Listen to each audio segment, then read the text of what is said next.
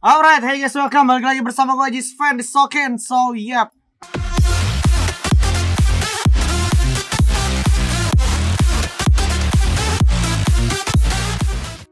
Di video kali ini gue mau melanjutkan video yang gue buat sebelumnya, review rotasi First Riders. Itu kan di Grand Final FFVM 2021 Spring. Ini lanjutannya itu di ronde kedua di Kalahari itu EVOS Buyah gitu ya. Jadi ini EVOS lagi-lagi main sebenarnya pakai patternnya dia kayak biasa, turun di shrines, tapi banyak hal-hal menarik yang bisa kita bahas juga gitu akhirnya. So, sebelum kita masuk ke dalam videonya, gue mau kalian untuk pencet tombol like, tombol share, dan juga tombol subscribe, nyalain notifikasinya, dan jangan lupa juga untuk follow Instagram gue untuk keseharian gue juga. Follow, subscribe.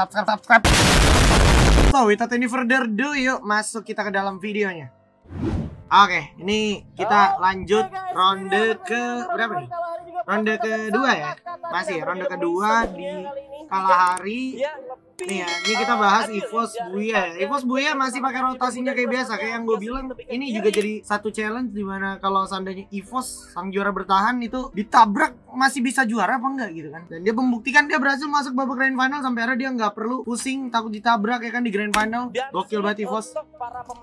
Kita simak ini semuanya, player-player bermain seperti biasanya. Yang menariknya di sini bisa gue bilang di beberapa tim kayak harus apa ya?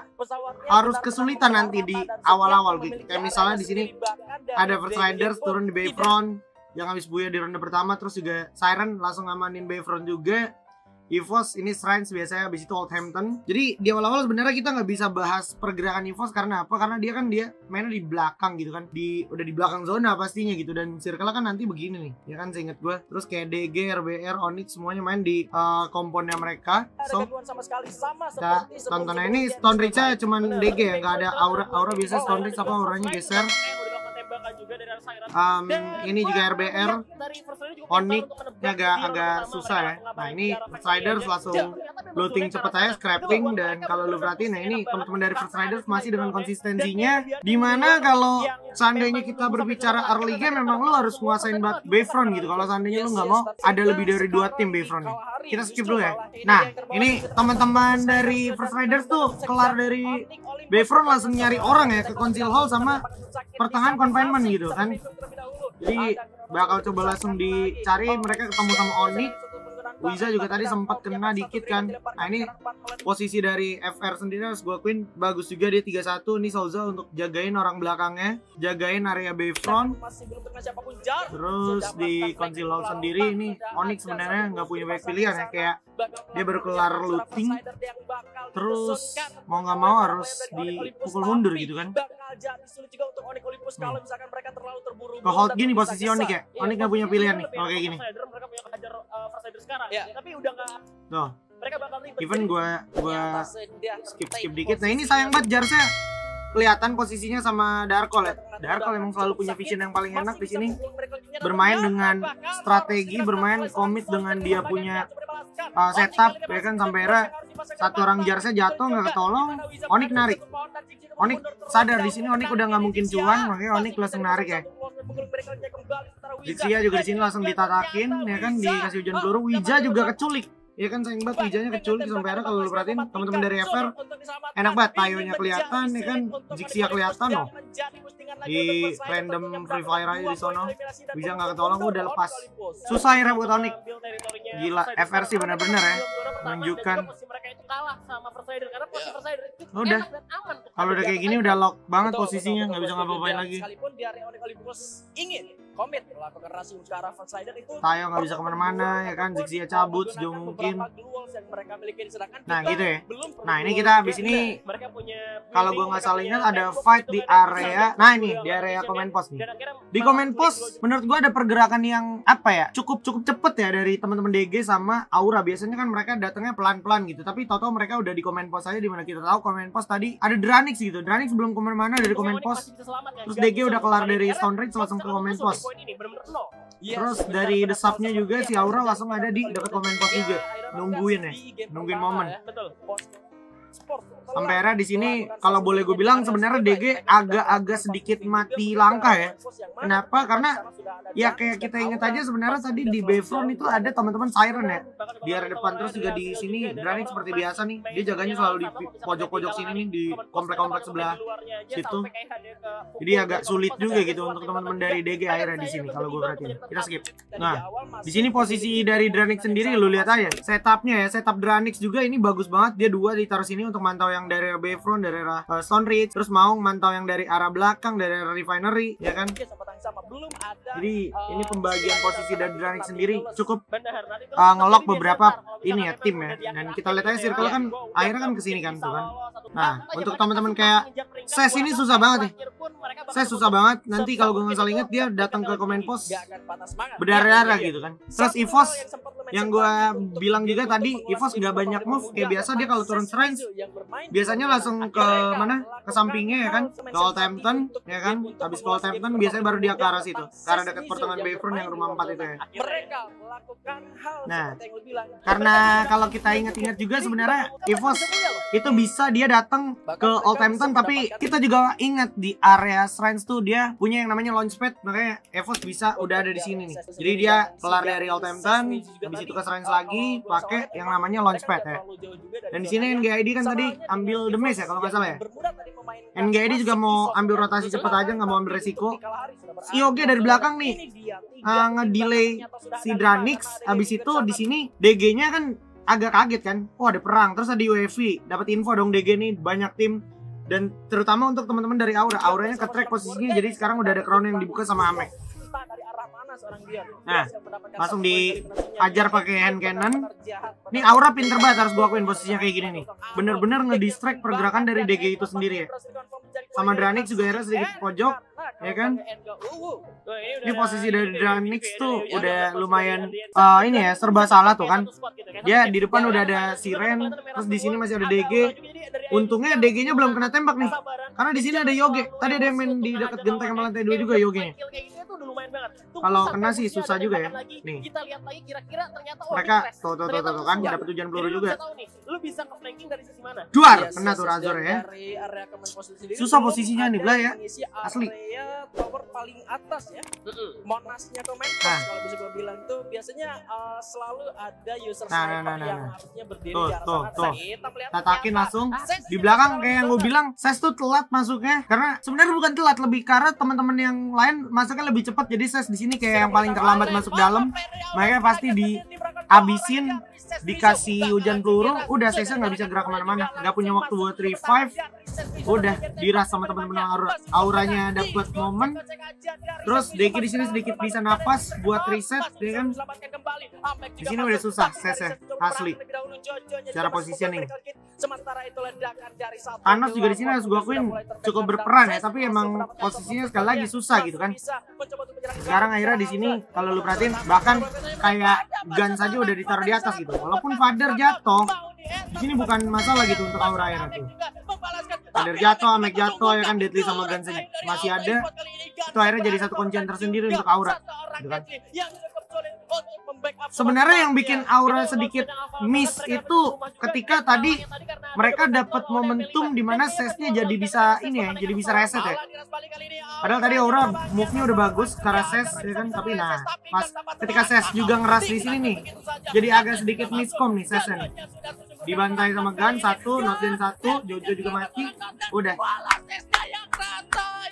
Pak Gun saya lagi-lagi yang membuktikan ya. Nah di sini karena ada fight di tower ini, DG sadar dong. DG ngambil kesempatan untuk coba ambil dekat-dekat tendanya, ambil manfaatin momen. Ini bisa gue bilang posisinya DG juga nggak punya pilihan. Kalau seandainya dia stay di tower situ lama-lama, Dranixnya juga bisa ngasih frag grenade ke arah DG.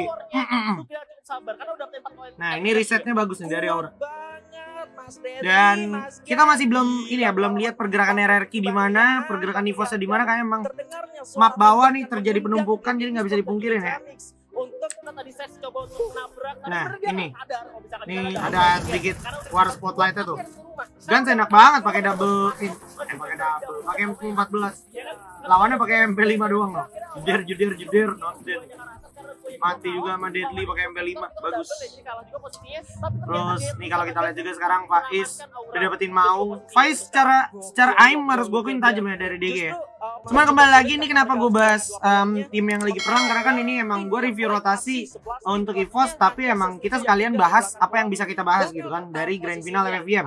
Mana Ramain GID-nya harus kena danger zone tadi kalau lu lihat di info kill nih di sini tadi. Circle-nya jahat di sini sampai akhirnya kalau kita perhatikan Mr. 05 juga dapetin NGID, Onyx juga susah.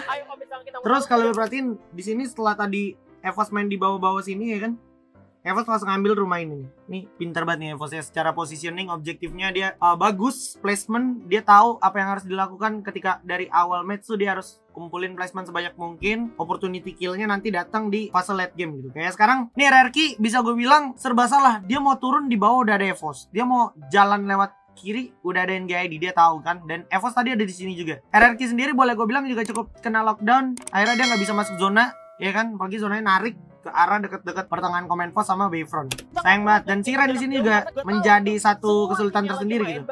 Nah, ini momentumnya Ipul pas banget. Dia ngasih summonnya drop biar apa bisa dibilang pas lu udah nggak ada circle di sini, Ipulnya bisa keluar enak gitu. Nah, Justin ini jadi tatak-tatakan. Tapi FR datang. Ini FR bener-bener parah sih harus gue akuin nih. Pas banget momentum. Nah, langsung di surprise. Dar di Bredelin. Lu lihat Darkol sama Souza. Udah, jadi semua player dari FR tuh peranannya achieve gitu. Lu bayangin, nah ini circle 4 masih 10 tim, tapi teman-teman kayak model EVOS FR ini tetap masuk di momentum yang pas, terus dapat objektif kill juga. Nah, sisanya ini tim-tim yang bisa gue bilang nggak diuntungin banget karena terjadi penumpukan. Ini ya, minusnya ketika lu punya drop zone yang deket-deketan sama tim lain, dan ketika lu masuk zona itu waktunya timingnya tipis-tipis mirip, jadinya lu ketemu ya kan di checkpoint, habis itu lu nggak bisa apa ya, nggak bisa saling maju duluan gitu, karena pada akhirnya kalau lu maju duluan lu di bredel ya kan, lu ditatakin, ya inilah hasilnya. Tapi Ayoji mulai mengamuk kali ini. Dua orang terpaksa dari nah, tuh, berantem dulu ya kan di sini Yoge sama DG. Terus di sini Auranya malah dapat momen buat masuk circle ya kan, pakai grapple hook nih kalau nggak salah tadi. Nah, 05 dapat O'Connor nih. O'Connor kan mau masuk zona tuh, susah O'Connor kan. Ini susah juga sih, harus gue akuin sih. Tuh, ini yang gue bilang nih. DG susah cok masuk zona juga, karena tadi pas setelah ada Dranix di situ dia diambil alih sama teman-teman dari Yoge kan, masih ada Razor memang, cuman belakangnya masih ada Siren juga. Tuh, Hades sudah ditatakin, susah emang Hadesnya juga. Terus dari Eva sendiri pelan-pelan dapet teman-teman dari NGID yang kayak gue bilang NGID-nya masih belum dapat kompon, Eva tadi udah dapat rumah gitu kan. No, Eva sudah dapat rumah nih di sini nih. Nah, terus RBR juga malah jadi satu tim yang diuntungin gitu, karena Sirennya ambil tenda, RBR ambil sini nih, ambil kompon ini. Tuh, Siren ambil rata nih di sini nih. Ya kan, kalau Siren rata di sini NGID apa si RBR lebih untung lagi. Dan sekarang pas udah gue tahu EVOS dapat ini kompon nih yang di tower ini, udah sih kayak 80% EVOS buyah. Gua kemarin nontonnya gitu ya. Karena apa? Karena udah nggak ada penumpukan di sini di EVOS. Sementara kayak model Siren masih harus mikir lagi masuk ke sini gimana, terus nahan dari RBR gimana. RBR satu tim masih ada di sini. Di satu tower yang sama gitu kan. Susah. Susah asli. Apalagi di belakang masih ada FR kan. FR dari Bayfront. Terus juga nah, perangnya si RBR di sini itu bikin kesempatannya FR bisa masuk ke sini pelan-pelan nih, ke keren-keren ini nih. Ke apa, kontainer-kontainer. Jokernya kenok no. Walaupun Joker kenok ditolong sama Kapten Darkol di belakang ya. Tadi kalau berarti itu cara setup gitu untuk masuk zona. No. Pelan-pelan Souza ya kan masuk zona, ambil di cover tuh, manfaatin patahan. Dan ini aim dari Mr. Rom juga harus gua akuin bener-bener ngotot, bener-bener tajam. Home ya, keren ya home ya. Terus EVOS di sini ya udah, tinggal enjoy the show, tinggal tunggu tim mana yang paling deketin dia ya kan, udah. Simple tapi penuh perhitungan. Lu kecepatan bisa ditabrak orang, kalau lu kelambatan lu bisa ditatakin orang gitu, dicegat orang. Nah, pas udah kayak gini yang gue bilang ya, EVOS pas udah gue tahu dapat sini udah kayak fix 80% dia buyar. Kenapa? Satu, dia menang high ground ya kan, otomatis yang di bawah mau nggak mau nanjak dulu. Ketika nanjak begini tuh kayak lu nembak cas gitu, udah chance buat nembak kena kepala tuh gede banget tuh. Lagi kayak dang tuh kan. Tuh. Tuh, pada langsung instan knock gitu. Karena emang mostly damage yang masuk tuh langsung nyaris kena kepala semua gitu. Dari Evo sendiri. Nah, di sini juga ada pelontar yang nggak gue sangka-sangka datang dari Zero gitu ya. Dari Mr. Home. Lagi-lagi nih Mr. Home nih nyaris aja ngeratain Evos. Sayangnya di sini follow up dari Regi cepet banget. Regi sebenarnya dikirim untuk jaga si satu player First Rider ini nih. Sayangnya Regi nggak punya pilihan, dia mau nggak mau ya udah langsung tolong dulu temennya, masih bisa nolong temennya walaupun 2 orang hilang. RBR langsung restart atau reset secepat mungkin karena waktunya kan nggak lama nih, 5 detik. Terus juga kalau perhatiin FR juga tersenggal-senggal karena dia tahu nih di sini ada Mr. Home. Terus juga ada Evos. Nah, di sini ombak enak nih. Dapat patahan batu di mana Mr. 05 nggak bisa langsung nengok ke kiri. Mr. 05 fokusnya ke RBR gitu. Jadi kayak gini. Set gitu. Set. Nih FR enak nih, take advantage. Cuman nah, Raw dapetin 1 di sini nih. Tang ya kan. Aduh. Di trading. Si Rene rata. Si Zero mau nggak mau nolong dulu.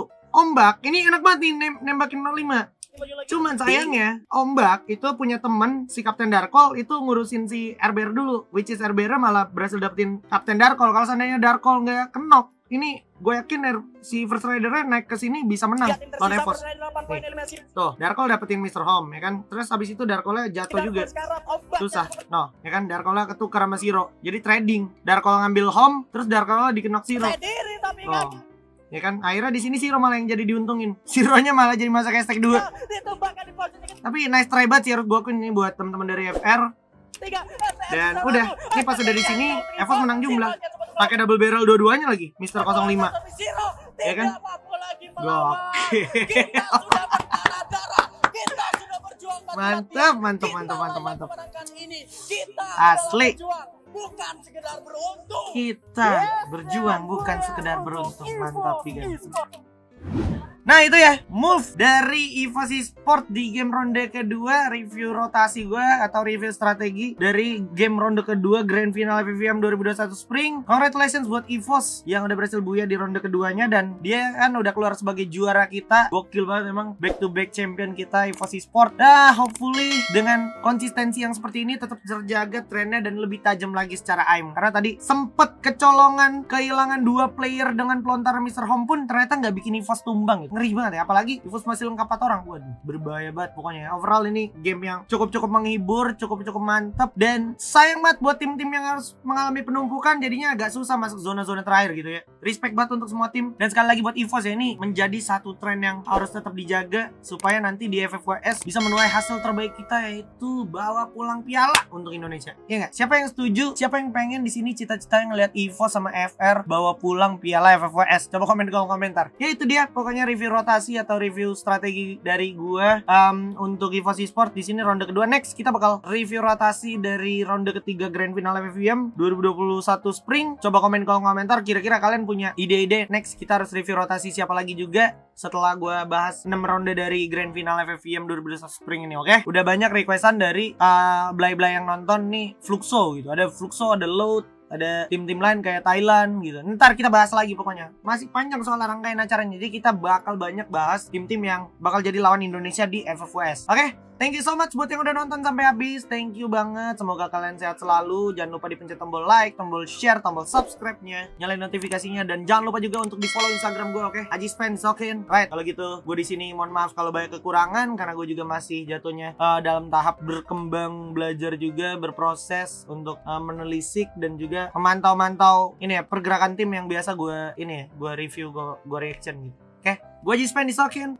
So see you guys in next videos. Bye bye.